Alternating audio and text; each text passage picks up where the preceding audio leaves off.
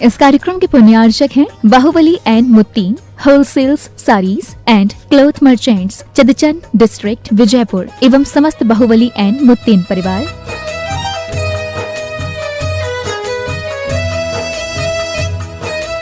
राजगुरु ज्योतिष पवन जी शास्त्री, एक ही बार में समस्याओं का समाधान, 100% गारंटी से काम। फैमिली प्रॉब्लम, बिजनेस में नुकसान, शादी सगाई में रुकावट, फंसे हुए पैसे, डिवोर्स समस्या एवं अन्य समस्याओं के लिए संपर्क करें 8209931336 9737202129। ब्रांच अहमदाबाद एवं हैदराबाद।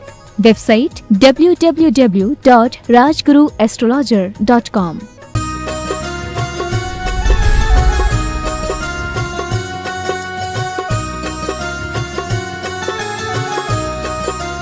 जय बोलिए देवाधिदेव 1008 श्री चंद्र प्रभु भगवान की जय जय जय। वर्तमान शासन नायक वर्धमान महावीर स्वामी भगवान की जय जय जय। परम पूज्य प्रातः स्मरणीय श्रमण कुल तिलक संत श्रोमणी आचार्य भगवान श्री विद्यासागर जी महाराज की जय जय जय। परम पूज्य गुणायतन प्रणीता प्रखर वक्ता भावना योग प्रवर्तक गुरुवर श्री प्रमाण सागर जी महाराज की जय जय जय।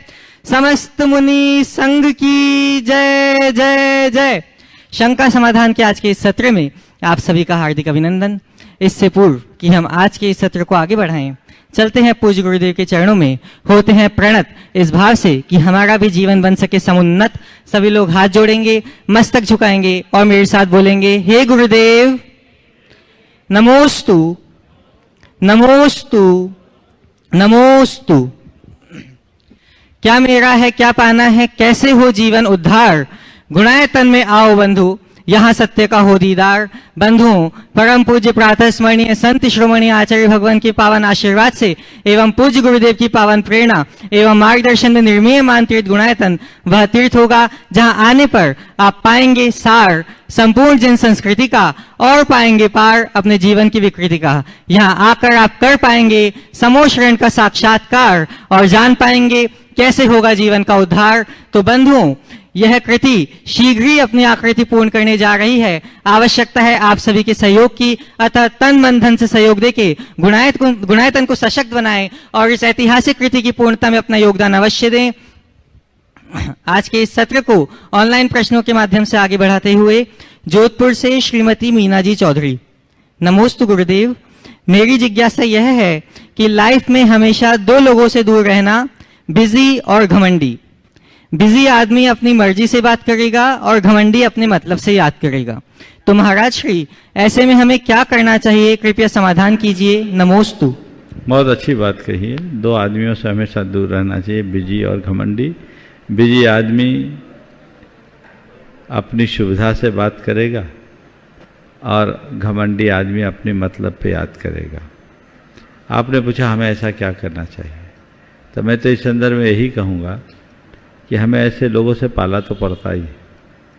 बिजी आदमी है, हमें कोशिश करना चाहिए अपने व्यवहार से उसे इजी बनाए।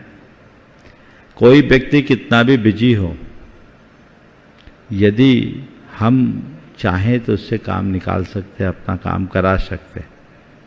और मेरा मानना तो ये है कि जो व्यक्ति जितना बिजी होता है उसके पास उतना वक्त होता है।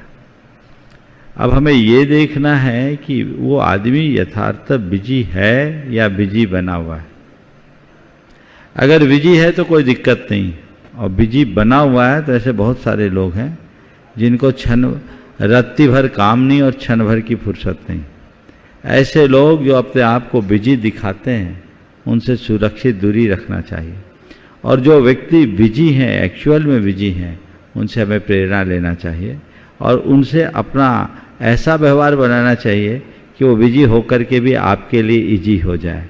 और जो व्यक्ति आपके लिए इजी होगा, कल वो आपके लिए बहुत सारे आगे बढ़ने के अवसर प्रदान करेगा। और जो व्यक्ति घमंडी है, वो मतलब से याद करता है, मानता हूँ, लेकिन हमें चाहिए कि हम अपना अभिमान न पकड़ने दें, हम विनम्रता से पेश आएं और सामने वाले को विनम्रता का पाठ पढ़ाएं, तो दोनों तरह के लोग हमारे लिए सहूलियत ही देंगे, कोई समस्या नहीं। महावीर नगर जयपुर से श्रीमान प्रमोद जी पापड़ीवाल। नमोस्तु महाराज जी। लूट लेते हैं अपने ही, वरना गैरों को कहाँ पता था कि इस दिल की दीवार कहाँ से कमजोर है। मेरा प्रश्न यह है कि अपनों से सावधान नहीं रहा जा सकता। यदि हम अपनों से ही सावधान रहेंगे, उन पर ही शंका करेंगे, तो जिएंगे कैसे? कृपया समाधान कीजिए। जो सच्चे में अपना है उनसे सावधान होने की जरूरत नहीं है, लेकिन अपना को पहचानना भी तो जरूरी है। हम लोग प्राय एक चूक करते हैं, जो अपना नहीं उसे अपना मान लेते हैं, और जो अपना नहीं उसे अपना मानेंगे तो हमारे साथ यही स्थितियां बनेगी। इसलिए हम अपनत्व को ठीक तरीके से समझें, परखें। अगर अपनत्व है तो कुछ भी सावधान होने की जरूरत नहीं, लेकिन व्यक्ति केवल अपनत्व को ओढ़ रखा है तो पूरी सावधानी रखना है, क्योंकि अक्सर अच्छाई की ओट में ही बुराई पलती। कोटा से श्रीमान ज्ञानचंद जी कोटा। ज्ञानचंद जी जैन। नमोस्तु गुरुदेव। हम लोग भगवान का अभिषेक या विधान आदि कार्य करते हुए मुकुट आदि धारण कर इंद्र का रूप धारण करते हैं। क्या मनुष्य जो कि संयमी या अल्प संयमी है, उसको अपने मूल रूप में ये सभी कार्य करने का जैन धर्म में विधान नहीं है, जबकि देवगति के जीवों में संयम नहीं पाया जाता? क्या हमें इस प्रकार की कल्पना से बाहर आकर वास्तविकता में नहीं आना चाहिए? आपके पूछने का आशय है कि पूजा विधान में मुकुट हार आदि का प्रयोग हम अपने आप को इंद्र बनाते इस कल्पना से करते हैं, तो क्या व्रती संयमी के लिए ये सब करना जरूरी? यही पूछना चाह रहे हैं ना? व्रती संयमियों के लिए ये सब करना जरूरी है? हाँ सुनो, दो बातें। हम भगवान की पूजा इंद्र बन करके जो करते हैं उसके पीछे दो दृष्टि। पहली बात तो ये कि दुनिया के लोग ये जान सके कि इंद्र के पास वैभव भले हैं पर शांति नहीं। शांति के लिए इंद्र को भी भगवान के चरणों में आना पड़ता है, अर्थात भगवान का स्थान देवी देवताओं से ऊपर है। चूंकि जब बहुदेवतावाद का चलन हुआ और भारत के बहुत आयत लोग तरह तरह के देवी देवताओं की पूजा अर्चा में लगने लगे, मुझे लगता है तब जैन परंपरा में ये चिंतन उठा और भगवान की पूजा इंद्र बन करके करने की परिपाटी को प्रोत्साहित किया गया, जिससे लोगों को ये पता लग सके कि मनुष्य का स्थान देवताओं से ऊंचा है। हम भगवान को मानवीय रूप में पूजते हैं और इंद्र उनकी वंदना करता है। हम भगवान को इंद्र वंद्य मानते हैं। एक कारण तो ये। इसका दूसरा कारण मुझे ये समझ में आता है कि भक्ति करने के विषय में देवताओं का स्थान मनुष्यों से आगे है। हम मनुष्य हैं, हमारे शरीर का सत्व बहुत क्षीण है, मंद है। हमारी शारीरिक मानसिक आवश्यकताएं भी अधिक है, इसलिए हम अटूट भक्ति नहीं कर पाते। पर देवों के साथ सत्व की कोई समस्या नहीं और उनकी शारीरिक और मानसिक रिक्वायरमेंट बहुत सीमित है, तो वो अहरनिश भगवान की भक्ति करते हैं। हम भगवान की भक्ति इंद्र बनकर इसलिए भी कर लेते हैं ताकि हम अधिक से अधिक भक्ति कर सकें, हमारी भक्ति अटूट और अखंड बन सके। ये भाव भी इसमें अंतर्निहित है।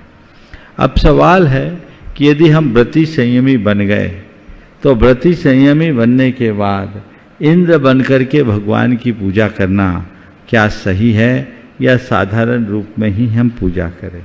मेरी राय में आप श्रावक के रूप में भी भगवान की पूजा कर सकते हैं। इंद्र बनकर के करे अच्छी बात है, नहीं है तो अपनी भूमिका अनुसार हम श्रावक के रूप में कर सकते हैं। लेकिन अगर इंद्र बनकर के भी आप पूजा नहीं भी करें तो राजा महाराजा बनकर के तो पूजा कर ही सकते हैं, और व्रती संयमी भी राजा महाराजा हो सकते हैं। बल्कि यूँ कहें पुराने ज़माने में राजा महाराजा भी व्रती संयमी होते थे। व्रती संयमी होने का मतलब फकीर बनना थोड़ी है। अगर आपके पास धन वैभव है तो आप उसका उपयोग कर सकते हैं। हाँ, ब्रह्मचारी हो जाओ तो विभूषा का प्रयोग मत करो। ब्रह्मचारी विभूषा रहित शोभता, कोई आभूषण का प्रयोग न करो। ब्रह्मचारी के लिए इस बात का ध्यान रखना चाहिए। गुड़गांव से उज्जवल जी जैन। नमोस्तु गुरुदेव। जब जैन धर्म सबसे प्राचीन धर्म है तो आज इंडिया के बस कुछ लोग ही जैन क्यों हैं? ऐसा क्या हुआ कि जैनियों की संख्या इतनी कम हो गई? देखो, संख्या से चीज़ों को मत देखो। ये बात सही है कि जैन धर्म भारत के प्राचीनतम धर्मों में से एक है, बल्कि भारत का सबसे प्राचीन धर्म है, इसके प्रमाण। और जैन धर्म अपने आप में बड़ा श्रेष्ठ धर्म है, उत्तम धर्म। संख्या है, एक समय था जब भारत की बहुसंख्यक आबादी जैन थी। ये हम सबका दुर्भाग्य है। काल के प्रभाव से हमारी संख्या उत्तरोत्तर अल्प हुई और इस तरह की स्थितियाँ निर्मित हुई। लेकिन संख्या का कम होना किसी की उपादेयता को कम नहीं करता।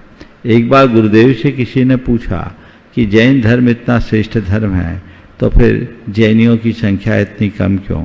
उन्होंने कहा, ये बताओ, आपके नगर में, एक बड़े शहर की बात है, बोले चाय की दुकानें कितनी होगी? बोले सैकड़ों।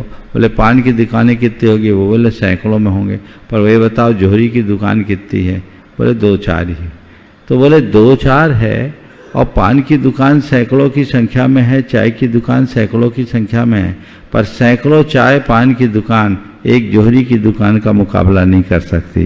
बस इसी बात को ध्यान में रखो।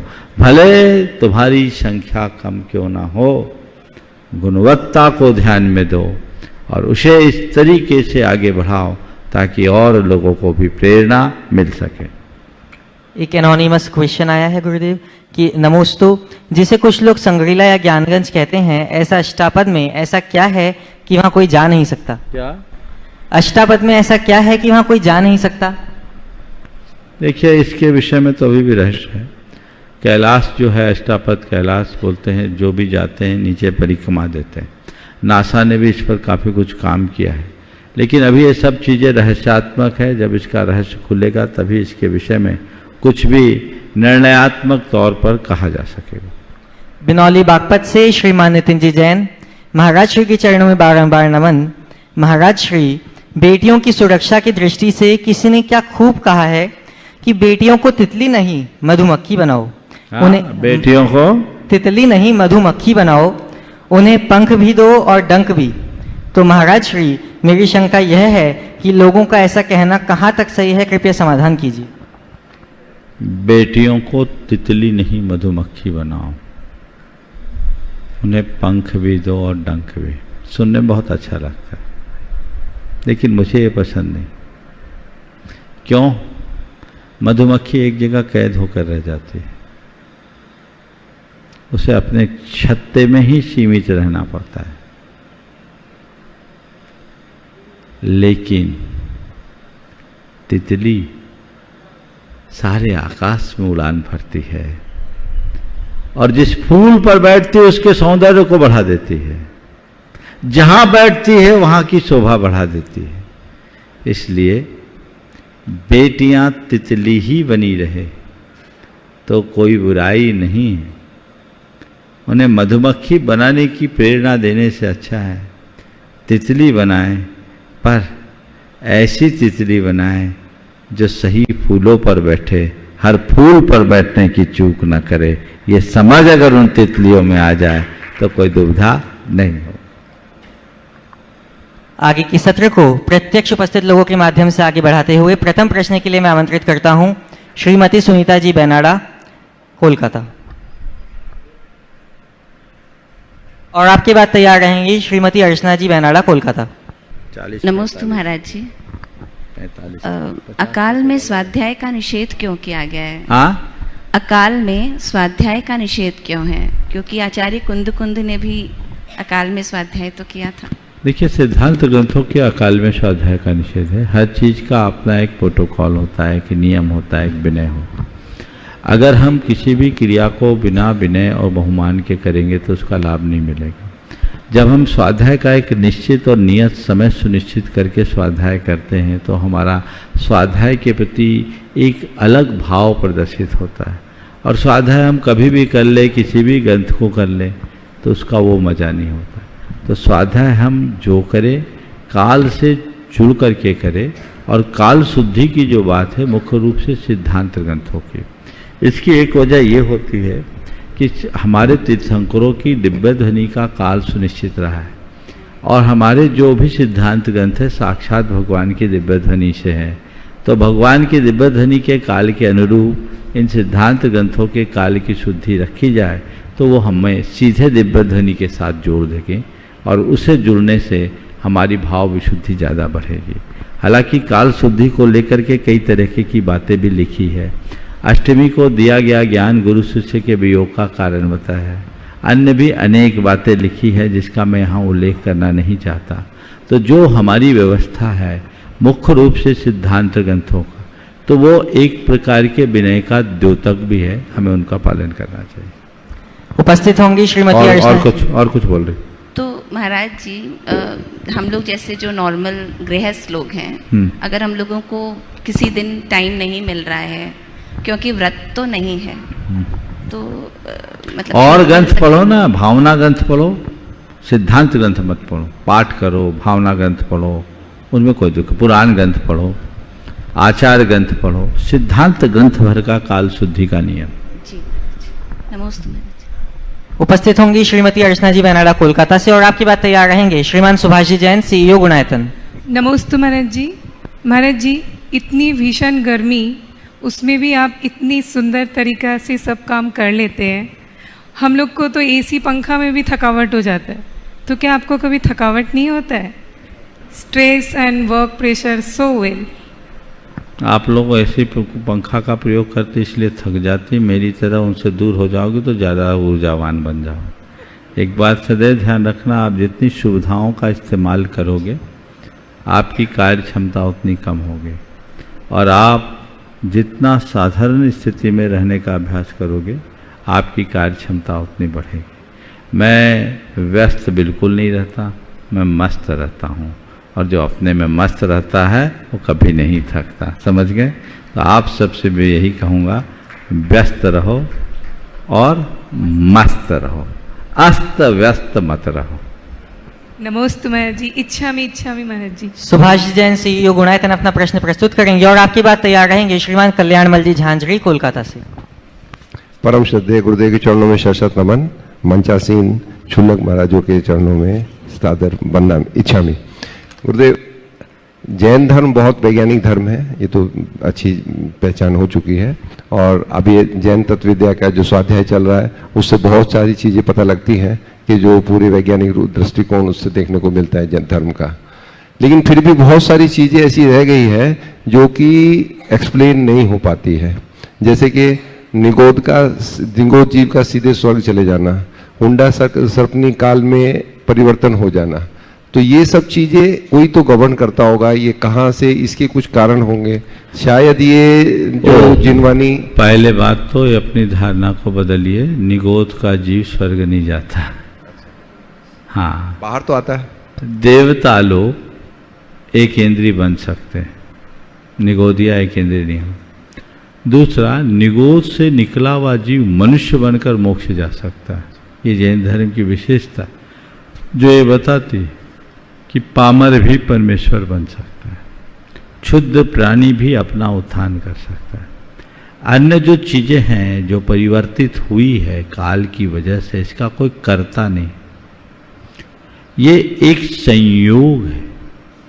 काल के दोष से भी बहुत सारे संयोग घटते हैं, जैसे अभी हमारे वर्तमान काल में तृतीय काल में ही तीर्थंकरों का मोक्ष हो जाना, तीर्थंकरों की पुत्रियां होना, चक्रवर्ती की हार होना, 5 तीर्थंकरों का बाल ब्रह्मचारी हो जाना, ये कालकृत एक दोष है जिसे एक संयोग के रूप में कहा जा सकता है और कुछ। नमस्ते। उपस्थित होंगे श्रीमान कल्याणमल जी झांझरी कोलकाता से और आपकी बात तैयार रहेंगे अनिमेश जी जैन गोमिया। नमस्ते भगवान। इच्छा में महाराज जी, मेरा प्रश्न यह है कि कषाय 4 होती है, क्रोध, मान, माया, लोभ। क्रोध, माया और लोभ, उसको तो कम किया जा सकता है, लेकिन मायाचारी को मान कषाय को कैसे कम किया जाए, यह थोड़ा बताइए। किसी अगर आत्मा जाग जाए तो सब कषाय क्षमन हो सकता है, जिसकी आत्मा सो रही है उसकी सब कषाय पुष्ट होती है। ये मान कर चलना, अगर हम माया और लोभ का शमन कर सकते हैं तो क्रोध और मान का भी कर सकते हैं। चेतना जगनी चाहिए। हाँ, आपके कहने का भाव मुझे यही समझ में आ रहा है कि क्रोध, लोभ और माया के प्रति लोगों का जितना ध्यान और रुझान होता है, अपने मान को गलाने का नहीं अपितु मान को पुष्ट करने का भाव ज़्यादा होता है। मनुष्य मान का पुतला है, वो मान कषाय को ही विशेष रूप से पुष्ट करने की कोशिश करता है, लेकिन जिसे तत्व ज्ञान हो जाए वो अपनी सारी कषायों का शमन कर सकता। ये एक उदाहरण है, जैसे कोई वृद्ध पुरुष है, एकदम मरणासन्न है, एकदम शारीरिक स्थिति एकदम ठीक नहीं है, फिर भी कोई बात उसको हाँ, उसको थोड़ा चढ़ा दो तो गुदगुदा दो तो इसलिए देखो एक रहस्य की बात बोलता कान खड़े कर लेता है। सिद्धांत ग्रंथ की बात बोल रहा हूँ। मनुष्यों में मान की बहुलता है, तिर्यंचों में माया की, नारकियों में क्रोध की और देवों में लोभ की। तो मानव मान का पुतला है, हमारे स्वभाव में मान की बहुलता है, इसलिए लोग मान के आगे ज्यादा फूलते हैं। अपना प्रश्न प्रस्तुत करेंगे अनिमेश जी गोमिया से। महाराज जी के चरणों में त्रिबार नमोस्तु नमोस्तु नमोस्तु और छुलक जी के चरणों में इच्छामि इच्छामि इच्छामि।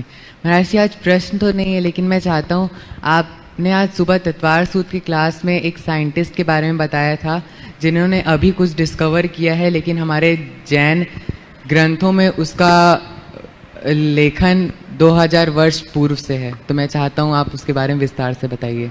अच्छा, आज एरिक टन के बारे में बताया था मैंने। जो साइंस के स्टूडेंट है इस बात को अच्छे से समझते होंगे। एक ज़माना था जब एनर्जी और मैटर दोनों को अलग अलग माना जाता था। वैज्ञानिकों की ये धारणा थी कि एनर्जी और मैटर दोनों अलग अलग चीज़ है, लेकिन एरिक टन ने सबसे पहले ये साबित किया कि एनर्जी और मैटर दोनों एक ही वस्तु के दो नाम हैं। एनर्जी को मैटर में और मैटर को एनर्जी के रूप में चेंज किया जा सकता है। जैन धर्म में ये बात बहुत पुरातन काल से कही गई, क्योंकि लाइट और साउंड जिसे एनर्जी माना जाता है, जैन धर्म में सदियों पहले उसे पुद्गल की पर्याय माना गया। ये मैटर है। तो ये जैनों का एक वैज्ञानिक दृष्टिकोण प्रकट करता है। ऐसी और भी बहुत सारी बातें हैं जो जैन धर्म में अपने आप में पुष्ट होती है। अगर आप जैन ग्रंथों को पढ़ेंगे तो पाएंगे कि जिन बातों को वैज्ञानिकों ने आज स्वीकार किया वह बातें जैन धर्म के मूल ग्रंथों में हजारों वर्ष पहले से लिखी। नमोस्तु महाराज, इच्छामि महाराज जी। अब अपना सौभाग्यवर्धन करने हम सभी चलते हैं पूज्य शुलक श्री सुभग सागर जी महाराज के चरणों में और उनसे निवेदन करते हैं कि हे महाराज श्री अपनी शंका रख के हम सबको निशंक बनाए। इच्छामि महाराज जी। पूज्य मुनिवर के चरणों में बारंबार नमोस्तु नमोस्तु नमोस्तु। महाराज जी, सत्संगति से व्यक्ति का जीवन सुधरता है और दुस्संगति से जीवन बिगड़ता है, लेकिन प्रायः कर देखा जाता है कि व्यक्ति जिस भी संगति में रहे तो वो चाहे संगति बुरी भी हो लेकिन वो उसको सत्संगति ही मानता है। तो महाराज जी, इस समय में कैसा निर्णय करना चाहिए? बात तो यही है मान्यता की, जो जहाँ रहता वहीं रमता है। ये बात सत्य है कि जैसी संगत वैसी रंगत। बुरी संगति में रहने वाले को वो संगति अच्छी लगती है, जब तक उसका भवितव्य नहीं सुधरता तब तक वो अपनी संगति को बदलने के लिए उत्साहित नहीं होता। तो संगति को बदलने के लिए हमें उत्साहित होना चाहिए और अच्छी संगति से अपने आप को जोड़ने का प्रयास करना चाहिए। पर अच्छी संगति तब तक नहीं मिलती जब तक उसका भवितव्य अच्छा ना हो। सत्संगति दुर्लभ संसारा ऐसा कहा गया है, हर किसी को नहीं मिलेगा। संत समागम प्रभु भजन जग में दुर्लभ होय, सुत दारा और लक्ष्मी पापी के भी होय। ये उक्ति आज की नहीं है, बहुत पुरानी।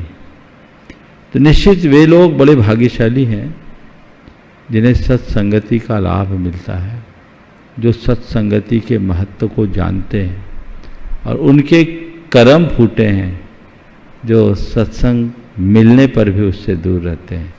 जब तक उनकी बुद्धि उसके अनुकूल नहीं होगी वो ऐसा कर भी नहीं पाएंगे।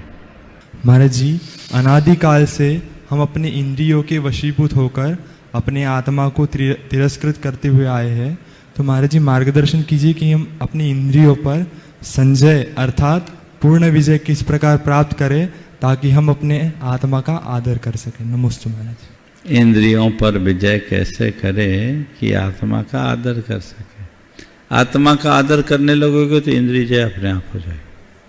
परम पूज्य गुरुदेव अमरकंटक में विराजमान थे। 1994 की बात है। रामकृष्ण परमहंस मिशन के 40 सन्यासी गुरुदेव की वंदना के लिए आए। मैं उन दिनों गुरु चरणों में ही था। काफी अच्छी चर्चाएं चली। चर्चाओं के क्रम में एक साधक ने पूछा, गुरुदेव इंद्रिय जय कैसे करते?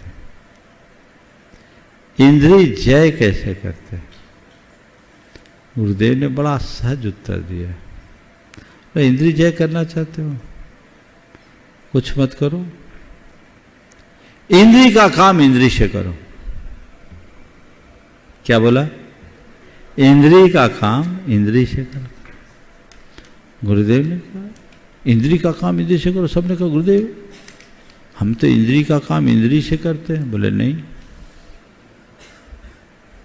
इंद्रिय का काम इंद्रिय से नहीं करते, गड़बड़ हो जाता है। क्या होता है? आंख का काम है देखना, देखो। कान का काम है सुनना, सुनो। नाक का काम है गंध लेना, लो। जीभ का काम है स्वाद लेना, लो। स्पर्श इंद्रिय का काम है स्पर्श करना, लो स्पर्श करो। उसमें कोई दिक्कत थोड़ी है। लेकिन ये अच्छा है, ये बुरा है, इसको पकड़ लो, इसको छोड़ दो, इसको अपना लो, इसको ठुकरा दो। ये किसका काम है? ये किसका काम है? मन का। तो इंद्रियों के साथ जब मन जुड़ जाता है तो वहीं इंद्रियां हम पर हावी हो जाती है। और इंद्रियों को केवल इंद्रियों तक सीमित रखने की कला विकसित कर ली तो इंद्रिय जय अपने आप हो जाए। विषयेभ्यो परावर्त स्थापनम स्वस्य गोलके। विषयेभ्यो परावृत्य स्थापनम स्वस्य गोलके उभयेषाम इंद्रियाणाम सदमः परिकीर्त्यते।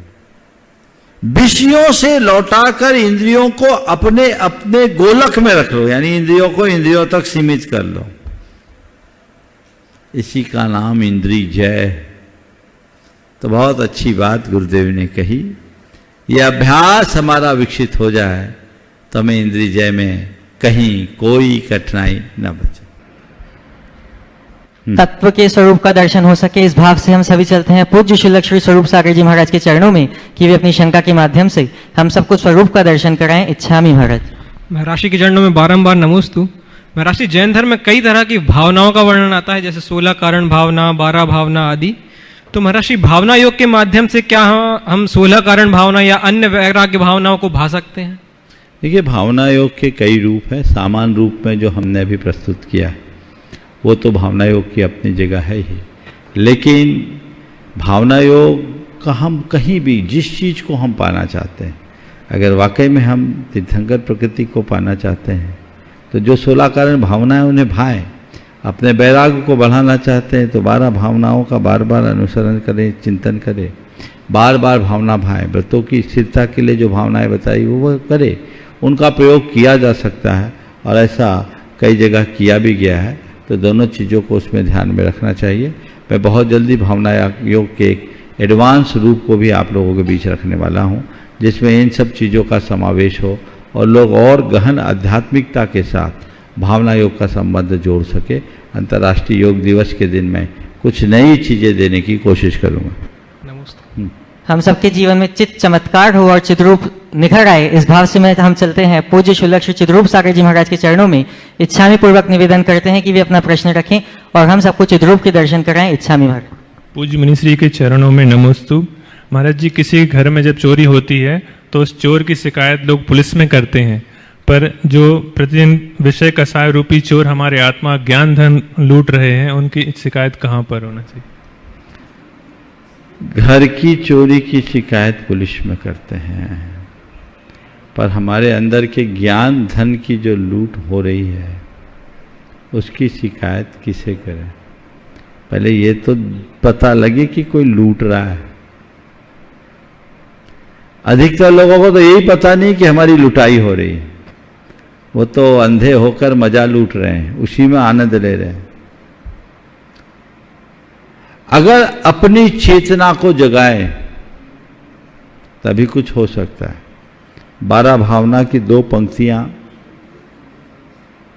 आप लोगों को ध्यान देने योग्य है। कर्म चोर चहोर, मोह नींद के जोर, जगवासी घूमे सदा, कर्म चोर चहोर, सर्वस लूटे सुध नहीं, सदगुरु दे जगाए, मोह नींद जब उपशमे, तब कछु बने उपाय, कर्म चोर आवत रुके।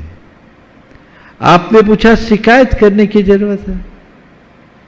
यहां शिकायत की जरूरत ही नहीं है, जागने की जरूरत है। तुम जागृत रहोगे तो कोई चुरा ही नहीं सकता। जिसकी चेतना जागृत है उसका ज्ञान धन सदैव सुरक्षित रहेगा, और जिसकी चेतना सुप्त है वो कुछ भी हासिल नहीं कर सकता। इसलिए अपनी चेतना को जागृत बना के रखो, सोने मत दो, शिकायत का अवसर ही नहीं। मोह निद्रा जब टूटेगी तभी हमारी चेतना जागेगी, और जब चेतना जागेगी तभी जीवन का यह पथ प्रशस्त होगा। निवेदन है पूज्य शुल्लक श्री समादर सागर जी महाराज के चरणों में कि हे महाराज श्री ऐसा प्रश्न पूछें कि हम सबके मन में संस्कृति के प्रति समादर भाव जग जाए। इच्छामि महाराज। नमोस्तु महाराज जी, नमोस्तु।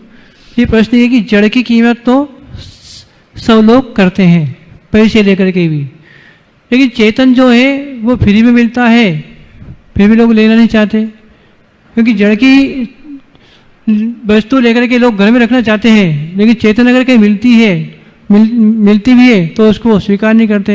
समाधान करें। नमस्ते। आपके प्रश्न का आशय मुझे ये समझ में आ रहा है, जड़ बातों और जड़ चीज़ों के प्रति लोगों का आकर्षण ज़्यादा दिखता है, पर चेतन आत्मा और चैतन्य तत्व के प्रति लोगों का रुझान कम क्यों दिखता है? शायद आप ऐसा ही पूछना चाह रहे हैं। ऐसा केवल इसलिए क्योंकि लोगों को जड़ का मूल्य समझ में आता है, चेतन का मूल्य उन्हें दिखता ही नहीं। जिस दिन उसका मूल्य समझ में आ जाएगा तुम्हारी दिशा बदल जाएगी। एक आदमी एक मकान बनाता है, उस मकान में रखे जाने वाली एक एक ईंट का हिसाब उसके पास होता है, लेकिन मकान पर रखी जाने वाली एक एक ईंट के साथ उसकी जो एक एक सांस खपती है उसका कोई हिसाब किसी के पास नहीं। और कल्पना करो यदि उस मकान की आखिरी ईंट के साथ उस व्यक्ति की आखिरी सांस चली जाए तो उस मकान की कीमत क्या हो? कुछ बचेगा? मनुष्य उसे नहीं समझता। जड़ के प्रति इतनी प्रगाढ़ मुग्धता है कि वो चैतन्य को समझने की कोशिश ही नहीं कर पाता। हम चैतन्य को समझे, उसका सत्कार करें, तभी हम जड़ के व्यामोह से बच सकेंगे। हेय के प्रति हम सबका अनादर भाव जग जाए, इस भाव से मैं आदर पूर्वक निवेदन करता हूं पूज्य शुल्लक श्री आदर सागर जी महाराज के चरणों में कि वे अपने प्रश्न रूपी दीपक के माध्यम से समाधान को प्रकाशित कराएं। इच्छामि महाराज जी। नमस्ते भगवान। जो कुछ हमारे पास है उसमें संतोष करना उचित है, लेकिन हम जो हैं उसमें संतुष्ट कभी नहीं रहना चाहिए। महाराज जी इस पर आपका मार्गदर्शन चाहते थे। जो कुछ हमारे पास है उसमें संतोष करना उचित है, पर हम जो हैं उसमें संतुष्ट नहीं होना चाहिए। बहुत अच्छा वाक्य है। 2 दृष्टियां, एक चीजों के प्रति संतोष और एक स्थिति के साथ संतोष। मेरी राय में जीवन का आनंद तभी मिलता है जब व्यक्ति हर हाल में संतुष्ट और मस्त रहता है। हमारे साथ जुड़ी हुई चीजें हैं उनके प्रति भी हमारे मन में संतोष होना चाहिए, तो फिर हमारे जो स्थिति है उसमें भी हमें संतोष करना चाहिए। अच्छा है तो, बुरा है तो, ऊंचा है तो, नीचा है तो। आध्यात्मिक दृष्टि से तो हर हाल में संतुष्ट और मस्त रहने वाला ही जीवन का आनंद ले सकता है। लेकिन इसका जो दूसरा पहलू है, जिस आशय से ये वाक्य कहा गया, उसका संदेश ये है कि यदि तुम अपनी वर्तमान स्थिति से संतुष्ट हो जाओगे तो तुम्हारी प्रगति वहीं रुक जाएगी। तुम सदोष अवस्था में ही अपने आप को पर्याप्त समझने लगोगे। तो अपनी खूबियों को बढ़ाना चाहते हो तो खामियों को खत्म करो, उपलब्धियों में संतुष्ट मत हो, उससे आगे बढ़ने की कोशिश करो। पर ये चीजें भी उस व्यक्ति के लिए अर्थहीन हो जाती है जिसे अपनी आत्म तत्व का बोध हो जाता है, जिसे पर्याप्त, मैं पूर्ण हूं, मैं पर्याप्त हूं, ऐसा आभास हो जाता है। उसके लिए ऐसी बातें कतई दिखाई नहीं पड़ती, न उसका मूल्य और महत्व रहता। अगले प्रश्न के लिए उपस्थित होंगी श्रीमती अनीता जी सरावगी कोलकाता से। और बंधुओं, जब तक वे यहाँ पे उपस्थित हो उससे पहले मैं आपको बता दूं कि जैसा कि आप सबको विदित है कि परम पूज्य आचार्य भगवान श्री विद्यासागर जी महाराज के पावन आशीर्वाद से पूज्य गुरुदेव का इस वर्ष का चातुर्मास गुणायतन समय शिखर जी में निर्धारित हो चुका है और 2 जुलाई 2023 को यहाँ मंगल चातुर्मास कलश स्थापना की निर्धारित की गई है। आवश्यकता है कि आप सभी लोग इस महनीय कृति के पूर्ण होने के लिए और इस इतिहास की रचना के लिए इस ऐतिहासिक चातुर्मास से संबद्ध हों, अपनी भावनाएं सजोएं। आज भी कुछ लोग इससे संबद्ध हुए हैं। चातुर्मास कलश के लिए अपनी भावना बनाई है श्री अशोक कुमार जी जैन, श्रीमती छाया जैन, डॉक्टर अमित आभा, आशीष ऐनी, अंकित जी, नम्रता जी जैन वाराणसी अमेरिका से। करतल धनु से इनका अभिवादन करें, वे यहाँ आए और पूज्य गुरुदेव के चरणों में नमोस्तु निवेदित करेंगे। और आपके सम्मान के लिए मैं आमंत्रित करूंगा श्रीमती चंद्रकला जी पाटनी रांची से। मेरे आराध्य गुरुवर के चरणों में त्रैवार नमोस्तु नमोस्तु नमोस्तु। इच्छा मी महाराज श्री, ये जानना था कि जैसे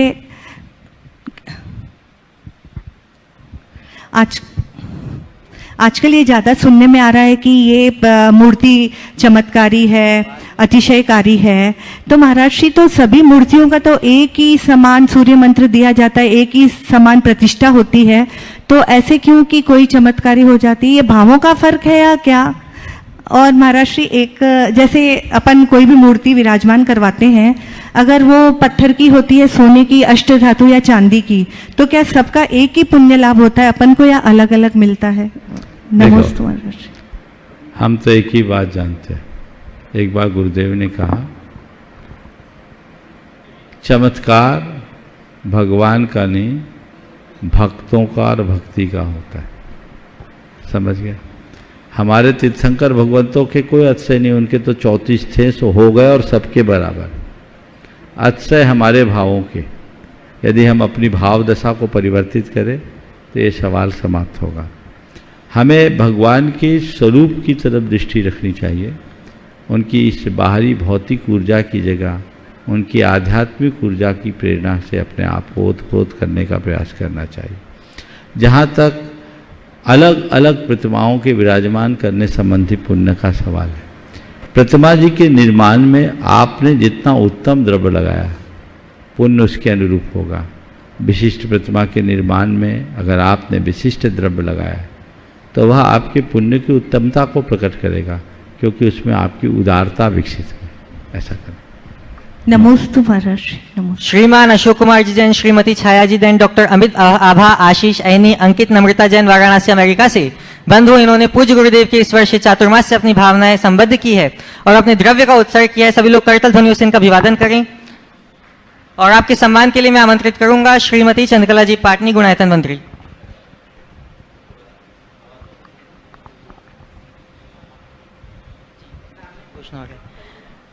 बंधुओं, गुणायतन से जुड़ने का आज मनोभाव बनाया है। सूत्रधार के रूप में श्री पुखराज जी, अनीता जी बड़जात्या, सिद्धार्थ कोमल बड़जात्या, हावड़ा कोलकाता वेस्ट बंगाल से वे लोग आएंगे और पूज्य गुरुदेव के चरणों में नमोस्तु निवेदित करेंगे।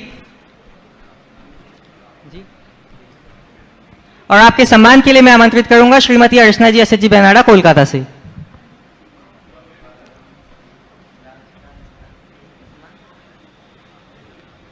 श्री पुखराज जी, अनीता जी बड़जात्या, सिद्धार्थ कोमल जी बड़जात्या, हावड़ा कोलकाता वेस्ट बंगाल से आज सूत्रधार के रूप में संबद्ध हुए हैं। सभी लोग करतल ध्वनियों से इनका अभिवादन करें।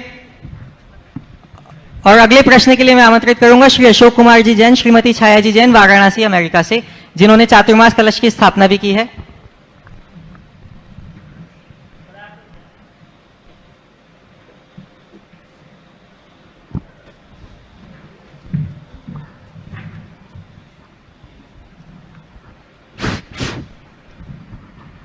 करतल ध्वनि अवश्य हो।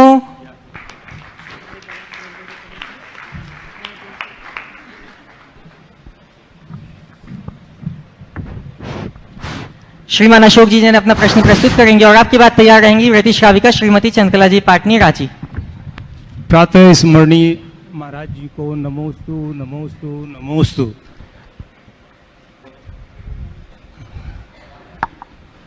महाराज जी समूह शरण में 12 कोठियाँ होती हैं, कोठे होते हैं।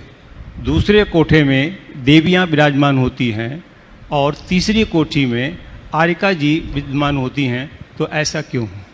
ये क्रम है और जो क्रम है उस क्रम के अनुसार सब अपने अपने स्थान में बैठते हैं। ये तो कथन का क्रम है, वहाँ तो कोई आगे पीछे ही नहीं है। चतुर्दिक भगवान विराजमान है, उसी क्रम में सब विराजमान।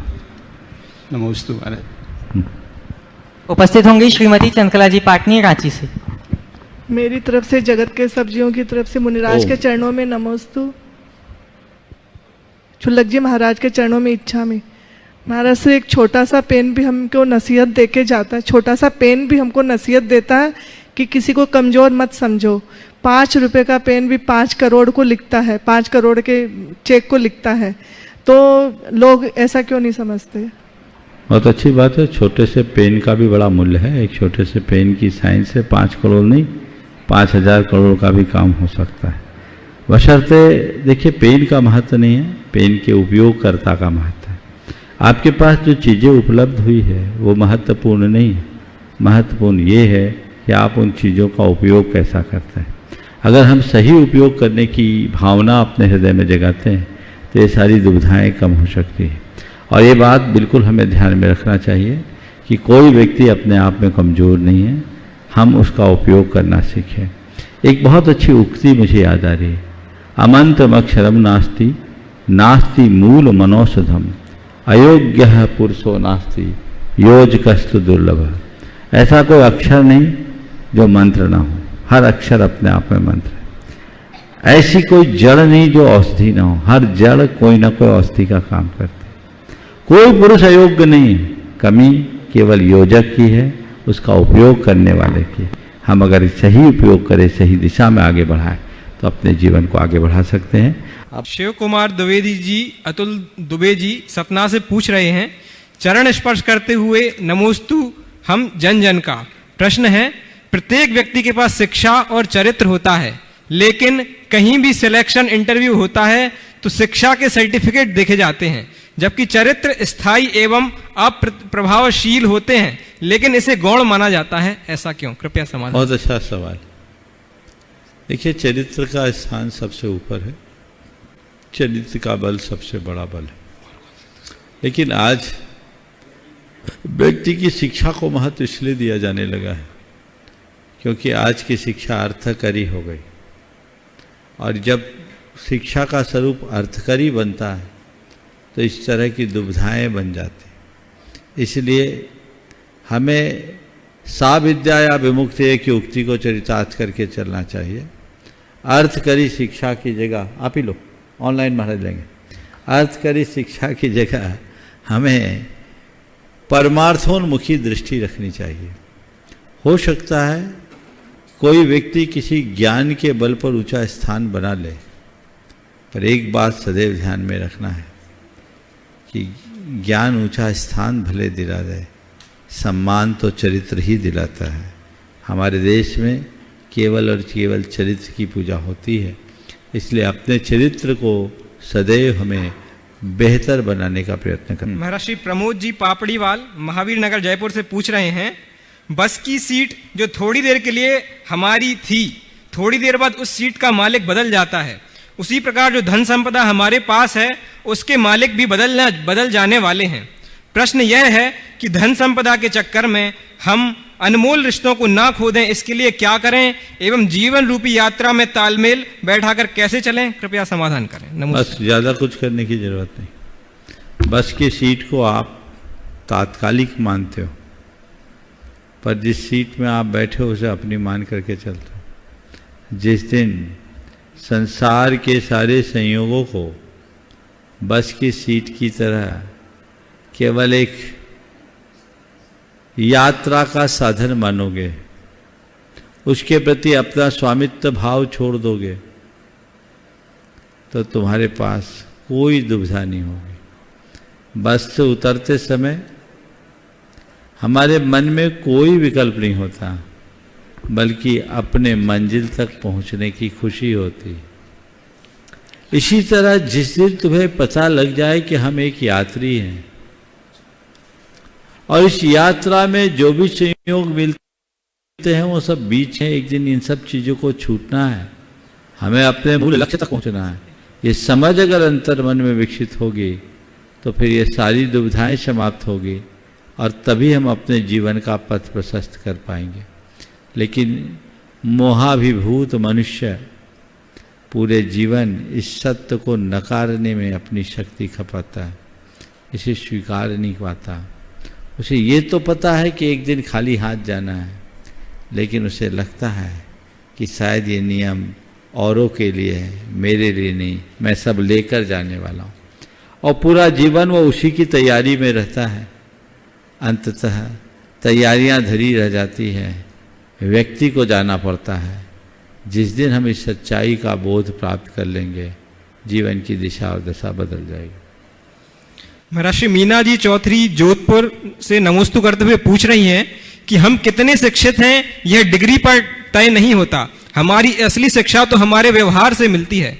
परंतु महर्षि कभी कभी सामने वाले का रूखा व्यवहार देखकर हमें अच्छा नहीं लगता, तो महर्षि हमें अच्छे व्यवहार बनाए रखने के लिए किन किन बातों का ध्यान रखना चाहिए, कृपया समाधान करें। हम कितने शिक्षित हैं इसका अंदाज हमारी डिग्री से नहीं, हमारे व्यवहार से होता है। आपने कहा है कभी कभी किसी का रूखा व्यवहार हमें अच्छा नहीं लगता, हम अपना व्यवहार कैसे बेहतर बनाएं।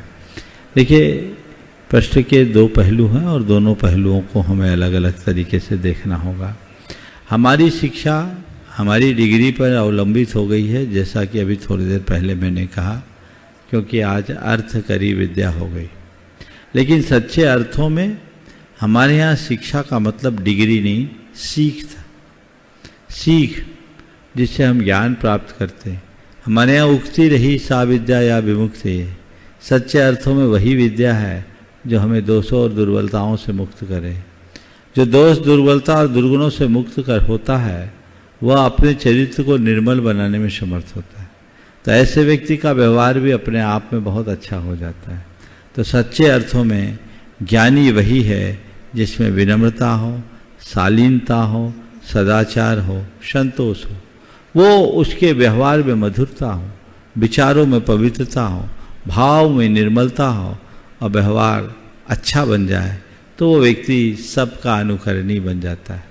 आपने पूछा है कभी किसी का रूखा व्यवहार चुभ जाता है तो हम अपने व्यवहार में क्या करें। मैं आपसे कहता हूँ ज़्यादा कुछ मत करो। हमारे यहाँ एक बहुत पुरानी उक्ति है, उसको चरितार्थ कर लो। आत्मनः प्रतिकूलानि परेशान न समाचरित। दूसरों का जो व्यवहार तुम्हें अच्छा, अपने प्रति किया गया जो व्यवहार तुम्हें अच्छा न लगे, भूल कर सामने वालों के प्रति कभी वैसा व्यवहार मत करो। बस धर्म का सार हो गया, हमें ज़्यादा कुछ नहीं करना। दूसरों का मजाक तुम्हें पसंद नहीं है, तुम किसी के साथ मजाक मत करो। दूसरे का अपशब्द तुम्हें अच्छा नहीं लगता, तुम भूल कर किसी के साथ अपशब्द का प्रयोग मत करो। दूसरे का कोई दुर्व्यवहार तुम्हें अच्छा नहीं लगता, तुम कभी किसी के दुर्व्यवहार की बात मत सोचो। बस जो व्यवहार, दूसरों का जो व्यवहार तुम्हें अपने प्रति बुरा लगता है, मान कर चलना, तुम्हारा वह व्यवहार सामने वाले को भी बुरा लगेगा। इतनी बात हम संभाल लें तो हमारा जीवन बदल जाए।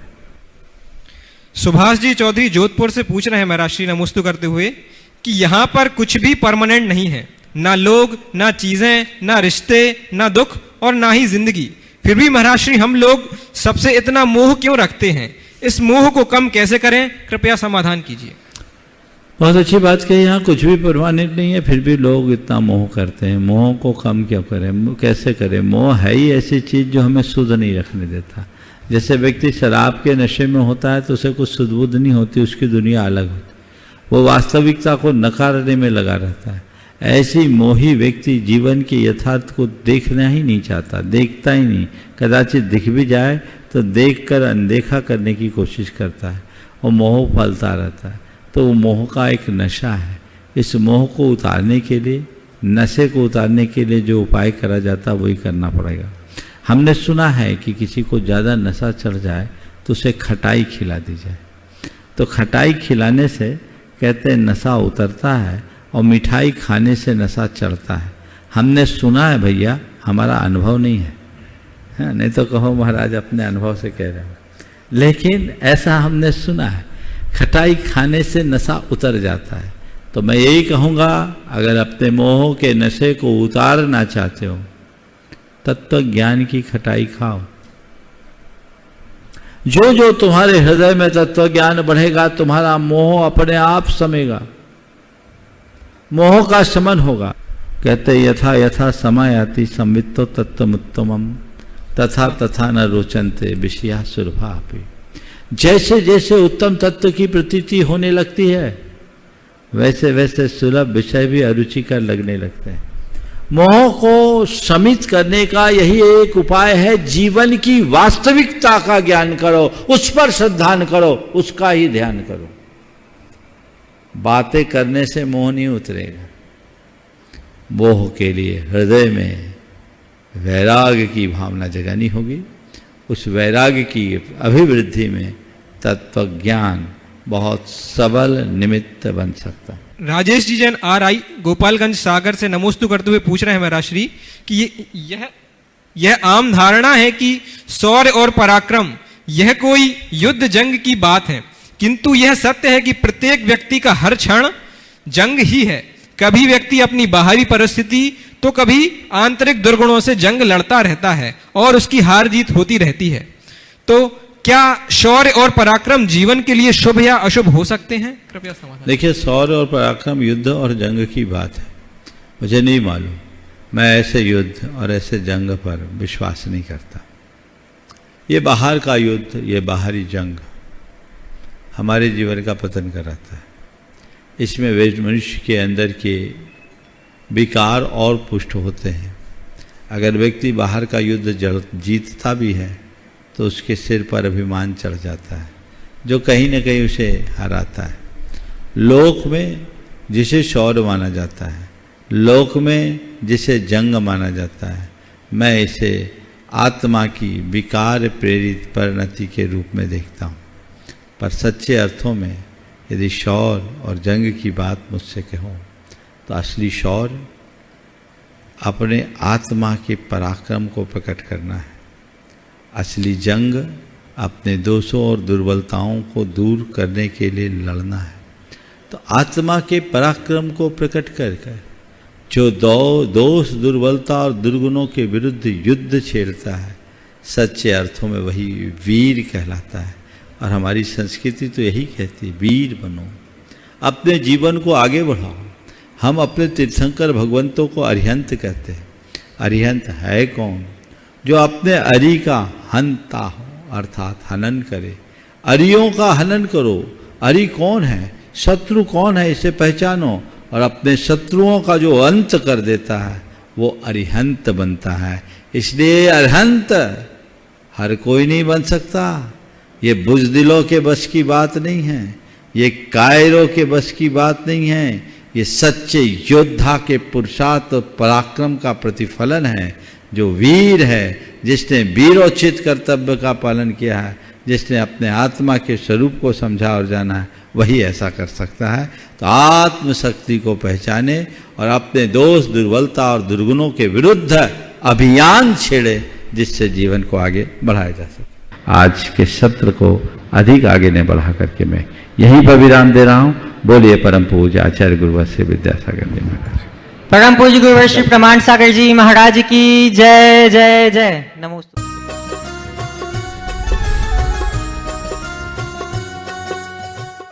इस कार्यक्रम के पुण्यार्चक थे Bahubali and Muttin wholesales saris and cloth merchants, Chadchan district, Vijayapur एवं समस्त बाहुबली एंड मुत्तीन परिवार।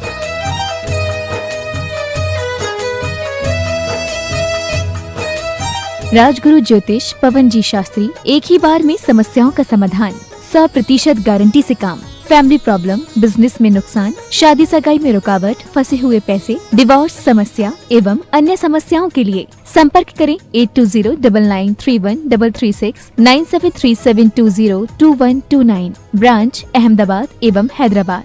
Website www.rajguruastrologer.com।